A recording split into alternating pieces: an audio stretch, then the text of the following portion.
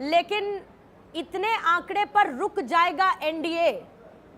आपका एनालिसिस तो ये कह रहा था कि एग्जिट पोल के जो नंबर रिफ्लेक्ट हो रहे हैं उसमें भी एक स्विंग आएगा, ऊपर की तरफ ग्राफ बढ़ता हुआ नजर आएगा। तो अब इस 290 पर जो अभी का नंबर है, इस पर बीजेपी का टेक क्या है? बहुत बहुत शुक्रिया मुझे बुलाने के लिए। नमस्कार आप सब लोगों को। आप सही कह रही हैं, जो कुछ आंकड़े आए हैं, जो भी रुझान हम देख रहे हैं, और अभी लगातार ये दिख रहा है कि कुछ राज्यों से हमारे लिए खबर अच्छी नहीं है, या जो हमारी उम्मीदों से उससे काफ़ी कम हमारे नंबर्स दिख रहे हैं, खास तौर से उत्तर प्रदेश में, और उसको लेकर हम चिंतित हैं, और जाहिर सी बात है। लेकिन मैं आपको बता दूं, जो कर्नाटक में, आंध्रा में, तेलंगाना में, केरल और तमिलनाडु में जो हमारा खाता खुल रहा है, और जो उड़ीसा में हमारे नंबर्स हैं, वो बहुत ही शानदार हैं। और जिस तरह से हम चाह रहे थे कि हमारे आंकड़े बिल्कुल सर चढ़कर बोलेंगे, उससे थोड़े कम ही सही, लेकिन एक बार फिर से मोदी जी हमारे देश के हम इससे पहले ये चर्चा कर रहे थे कि जब इस बार फिर से मोदी सरकार होगी, वो बढ़त जो है उसमें कमी जरूर। दिल्ली में आपकी भूमिका बड़ी सक्रिय रही है, और मैं अजय आपसे सवाल पूछ रहा हूँ, और दिल्ली को लेकर आपकी क्या आकलन है? क्या आपको लगता है कि जो अभी तक 2014-19 दोनों में 7 फिगर मेंटेन कर पाएंगे? क्योंकि अभी जो रुझान निकल कर आ रहे हैं वो इस तरफ संकेत नहीं दे रहे। देखिए, दिल्ली में मुझे लगता है कि 7 की 7 सीटों पर ही हम लोग पूरी तरह से उसमें एक तरह से लोगों के बीच में, और लोगों का झुकाव भाजपा की तरफ था। लेकिन कहा जा रहा था, और ये एग्जिट पोल्स में भी था, कि शायद 1 या 2 सीटों में हमें नुकसान हो सकता है। लेकिन मुझे यकीन है कि दिल्ली में लोकसभा के जो चुनाव हैं, मुझे पूरा यकीन है कि 7 की 7 सीटों में हम लोग आगे रहेंगे। मुझे जहाँ पे थोड़ी फिक्र हुई है, या मुझे लगा कि मेरी जो उम्मीद थी उससे हटकर, वो मुझे उत्तर प्रदेश में दिख रहा है उसका।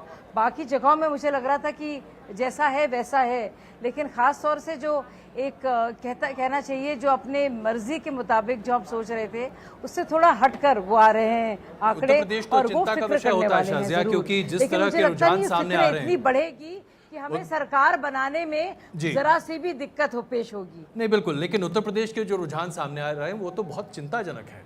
2014-2017 के दोनों के आंकड़े को एक तरह से धता बताते हुए इस बार समाजवादी पार्टी और इंडिया गठबंधन आपके ऊपर बहुत ज़्यादा चढ़ता हुआ दिखाई दे रहा है। और ये तब जबकि योगी मोदी की जोड़ी वहाँ पर है, ये तब जबकि उत्तर प्रदेश में जो अभूतपूर्व विकास के दावे और उसके साथ साथ जो ज़मीन पर भी हकीकत दिख रही है वो।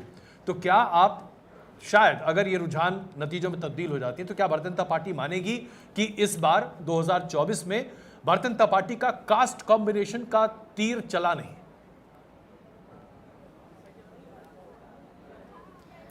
देखिए, मैं ये ज़रूर कहूँगी कि भारतीय जनता पार्टी जो भी जनता कहेगी उसकी बात को, उसके आदेश को सराखों पे रखेगी, ना ही इलेक्शन कमीशन के खिलाफ कुछ भी गलत टिप्पणी करेगी, और ना ही ईवीएम पर अपना ठीकरा फोड़ेगी।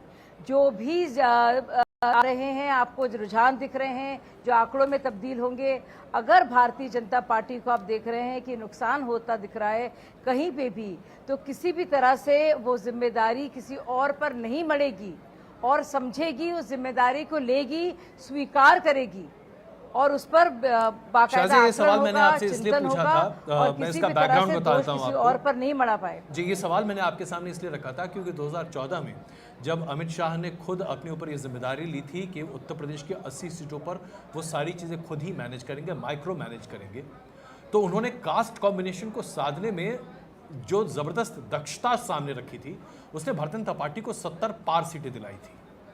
तो क्या आज, जबकि अमित शाह ने लास्ट मिनट पर यूपी में फिर से बहुत सक्रियता दिखाई है, वो कन्वर्टिंग फैक्टर नहीं आ पाया? वो जो schedule caste vote bank, Yadav vote bank, non OBC vote bank, EBC vote bank, जिसमें बीजेपी ने बड़े पैमाने पर 14 से सेंध लगाकर अपना बना लिया था, शायद अगर ये रुझान नतीजों में तब्दील हो जाएं तो वहां आप फेल हो जाएंगे। इसलिए मैं पूछ रहा था ये सवाल कि क्या रणनीति के आधार पर यूपी एक बहुत बड़ी चोट होगी आपके लिए?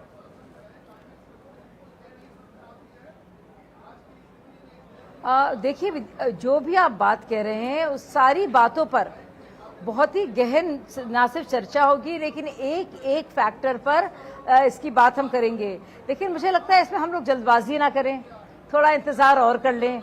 और आप बिल्कुल सही कह रहे हैं, जिस तरह से आप बढ़त देख रहे हैं इन रुझानों में, और अब तो काफी राउंड्स हो गए हैं और समाजवादी पार्टी का बहुत ही अच्छा प्रदर्शन है, तो सोचने की जरूरत है। और हर एक फैक्टर पर जो आप बता रहे हैं, चाहे वो हमारी जातिगत जो राजनीति है उसको देखकर हमसे क्या कहीं कमी रही है, या ऐसा कुछ हुआ है हमारे धरातल में लेवल पर, हमारे मैनेजमेंट में, हमारे कार्डर्स में, जो कुछ भी होगा, सारे फैक्टर्स पर जो भी जनता जनार्दन का फैसला होगा, शाजिया मुझे एक सवाल आपसे मैं और लूंगी कि क्योंकि इसको लेकर आप लोग बहुत गहरा मंथन करेंगे, जो भी गलती होगी उसको मानेंगे, और इस पर आत्मचिंतन भी होगा। जल्दबाजी करने की मुझे लगता है जरूरत नहीं है, ठीक है, लेकिन काफी वक्त कुछ है स्टेट्स और एक ऐसे बार हैं, फिर से मोदी सरकार बन रही है। ठीक है, कुछ स्टेट्स मैम ऐसे हैं, ये कहा जा रहा था लगातार, क्योंकि पिछले कुछ समय से कहा जा रहा था कि कुछ ऐसे सीट्स हैं जिसमें बीजेपी की सीट्स घट सकती हैं, तो ये कहा जा रहा था कि दक्षिण में बीजेपी उसको मैनेज करने की स्थिति में फिलहाल नजर आती है। तो दक्षिण में तो आपने मैनेज किया, लेकिन यहां जो एक्सपेक्टेड था कि बीजेपी कुछ स्टेट्स में इतनी नंबर ऑफ सीट्स लूज कर सकती है, वो ज्यादा बढ़ी। मसलन एक में पश्चिम बंगाल, मसलन मैं बात राजस्थान की करना चाहूंगी, यहां पर बहुत ज्यादा फर्क पड़ा है। पंजाब हुआ, हरियाणा हुआ, यहां पर कर्नाटक भी हुआ, तो यहां पर बहुत ज्यादा फर्क पड़ने की कोई वजह अभी तक आपको समझ में आती है? पंजाब में मुझे लगता नहीं है, पंजाब में मैं नहीं देख रही हूँ कोई फर्क होते हुए। लेकिन आप सही कह रही है, राजस्थान में आप जो हम देख रहे हैं सीटों का जो रुझान आ रहा है, उसमें कांग्रेस की बहुत बढ़त रही है।